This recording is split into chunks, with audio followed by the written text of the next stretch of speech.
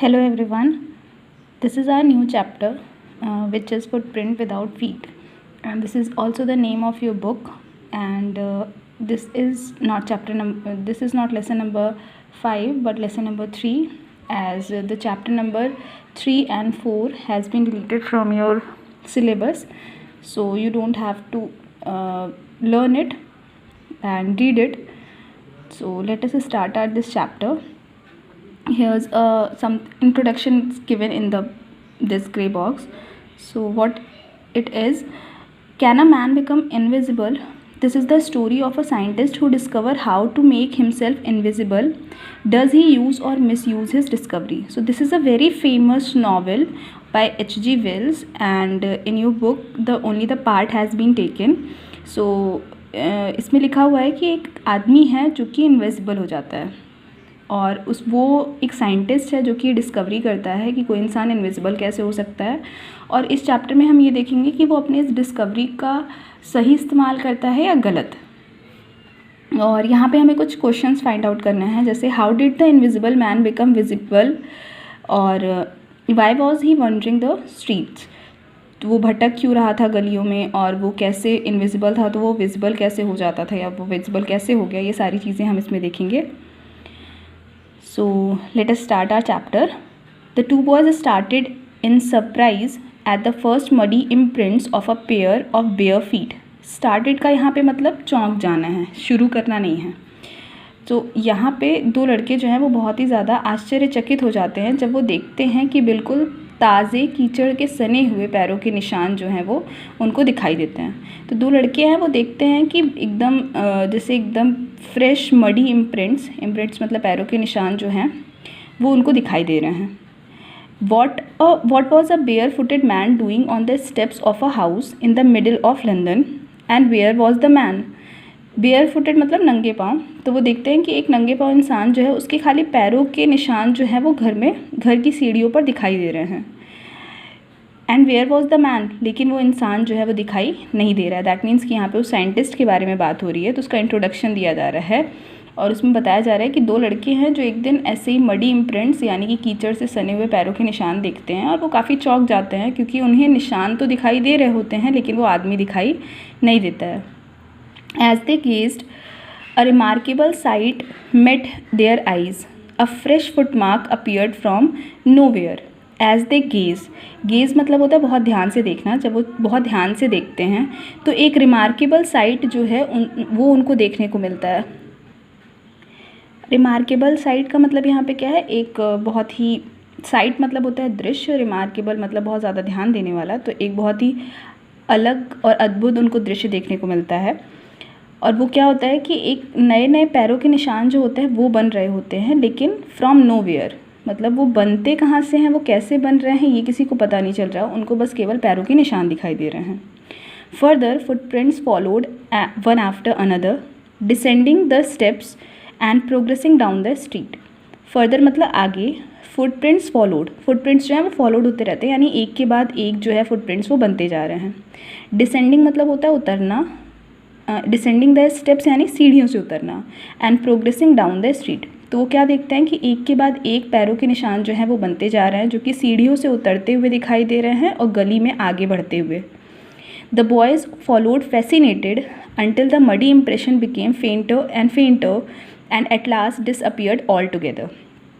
वो लड़के उसको तब तक फॉलो करते हैं और बहुत आश्चर्यचकित रहते हैं। फैसिनेटेड मतलब होता है अट्रैक्टेड, बहुत आकर्षित होते हैं उस चीज़ से, अनटिल जब तक, द मडी इम्प्रेशन बिकेम फेंटर मतलब धुंधला, तो वो तब तक उसको फॉलो करते हैं जब तक कि जो मडी इम्प्रेशन है वो धुंधला नहीं होने लगता और पूरी तरह, ऑल टुगेदर मतलब होता है पूरी तरह, डिसअपेयर्ड मतलब गायब हो जाता है। तो जब तक वो पूरी तरीके से ख़त्म नहीं हो जाता वो दोनों लड़के उसको तब तक फॉलो करते हैं। The explanation of the mystery was really simple enough, तो जो अब ये मिस्ट्री थी कि ये कैसे हो रहा था, इसकी जो एक्सप्लेनेशन है वो काफ़ी ज़्यादा सिंपल है। The bewildered boys had been following the scientist who had just discovered how to make the human body transparent. Bewildered मतलब जो अचंभित लड़के थे वो एक साइंटिस्ट को फॉलो कर रहे थे जिसने ये डिस्कवर किया था कि ह्यूमन बॉडी को ट्रांसपेरेंट कैसे बनाया जा सकता है। Griffin the scientist had carried out experiment after experiment to prove that human body could become invisible. तो ग्रिफिन नाम का एक साइंटिस्ट है जो कि बार बार एक्सपेरिमेंट के बाद एक्सपेरिमेंट करता है ये साबित करने के लिए कि ह्यूमन बॉडी को इनविजिबल किया जा सकता है. Finally, he swallowed certain rare drugs and his body became as transparent as a sheet of glass, though it also remained as solid as glass.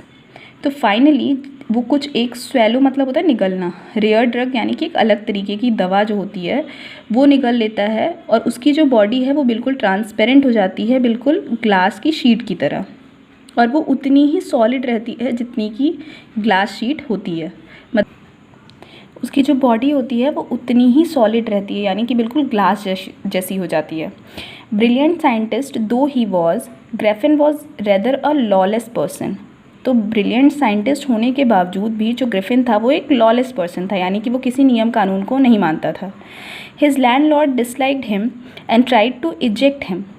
Eject मतलब होता है बाहर निकालना. उसका जो मकान मालिक था वो उसे पसंद नहीं करता था और उसने उसको बाहर निकालने की कोशिश की. In revenge Griffin set fire to the house. To get away without being seen he had to remove his cloth. यानी बदला लेने के लिए उस ग्रिफिन ने उस लैंडलॉर्ड के घर में आग लगा दी. To get out without being seen, और बिना दिखे भागने के लिए उसे अपने कपड़े रिमूव करने पड़े. Thus it was that he became a homeless wanderer without clothes, without money and quite invisible until he happened to step in some mud and left footprints as he walked. सो हमें क्या पता चलता है कि वो क्या करत ग्रिफिन जो था, जब दोनों लड़कों ने उसके पैरों के निशान देखे उस समय वो अपने लैंडलॉर्ड का घर जला करके और भाग रहा था, और वो विजिबल ना हो इस चीज़ के लिए उसे अपने कपड़ों को रिमूव करना पड़ता था. यानी कि जब वो अपने कपड़े हटा देता था तो फिर वो इनविजिबल हो जाता था, और इसी वजह से अब उसके पास ना तो घर था, ना कपड़े थे, ना पैसे थे, और वो इनविजिबल था. और तभी उन दोनों लड़कों ने ग्रिफिन को देखा था. He escaped easily enough from the boys who followed his footprint in London, but his adventures were by no means over. वो आसानी से उन दोनों लड़कों से भाग जाता है जो उसके पैरों का पीछा कर रहे होते हैं. वो लंदन से उन दोनों लड़कों से भाग जाता है, उसमें उसको कोई भी प्रॉब्लम नहीं होती. लेकिन जो उसके लिए अब समस्याएं थी, जो एडवेंचर्स था, वो अभी ख़त्म नहीं हुआ था. बाय नो मीन्स ओवर यानी कि पूरी तरीके से वो ख़त्म नहीं हुआ था. और एडवेंचर्स का मतलब क्या है यहाँ पे? रहस्यमयी चीज़ें. यानी यहाँ पे तो एडवेंचर्स का मतलब हो जाएगा प्रॉब्लम्स, यानी उसके लाइफ में जो प्रॉब्लम्स अब आने वाली थी वो अभी पूरी तरीके से ख़त्म नहीं हुई थी. He had chosen a bad time of the year to wander about London without clothes. It was midwinter, the air was bitterly cold and he could not do without clothes. Instead of walking about the street, he decided to slip into big London store for warmth. तो सबसे पहली जो problem थी उसके साथ वो ये थी कि जिस समय उसने ये चूज़ किया था, जो टाइम था कि वो इनविजिबल होके घूमे, पहली बात तो वो बहुत गलत टाइम था क्योंकि उस समय लंदन में बहुत ज़्यादा ठंड थी. तो इसके लिए पॉसिबल ही नहीं था कि वो बिना कपड़ों के लंदन में घूम सके.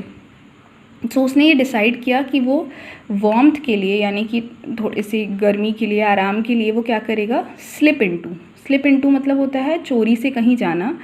तो उसने ये निश्चय किया कि वो एक लंदन के बड़े से स्टोर में, एक बड़ी सी दुकान में जो है वो जाएगा.